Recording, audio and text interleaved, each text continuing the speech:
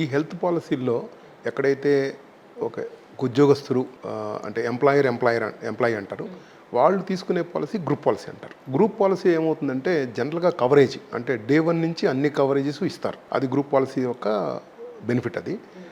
అయితే ఎవరైతే ఇండివిజువల్గా తీసుకుంటారో వాళ్ళకి కొన్ని డిసీజెస్కి 3 ఏళ్ల నుంచి 4 ఏళ్ల దాకా పూర్తి కవరేజ్ రావడం కోసం వెయిట్ చేయాల్సిన అవసరం ఉంది. ఈ పాలసీ తీసుకున్నాక 2 ఏళ్ల తర్వాత ఇవన్నీ అప్లికబుల్ అవుతాయండి అని చెప్తూ ఉంటారు. కొన్ని ఫస్ట్ 1 ఇయర్ వరకు వెయిట్ చేయాలి, కొన్ని 2 ఇయర్స్ వరకు వెయిట్ చేయాలి, కొన్ని 3 ఇయర్స్ వరకు వెయిట్ చేయాల్సిన అవసరం ఉంది. ఫర్ ఎగ్జాంపుల్ మనకి క్యాట్రాక్ట్ వచ్చిందనుకోండి, ఎవరికైనా క్యాట్రాక్ట్ వస్తే డాక్టర్ గారి దగ్గరికి వెళ్ళి ట్రీట్మెంట్ కోసం వెళ్తే చెప్తారు అది కొంచెం టైం తీసుకోవాలి.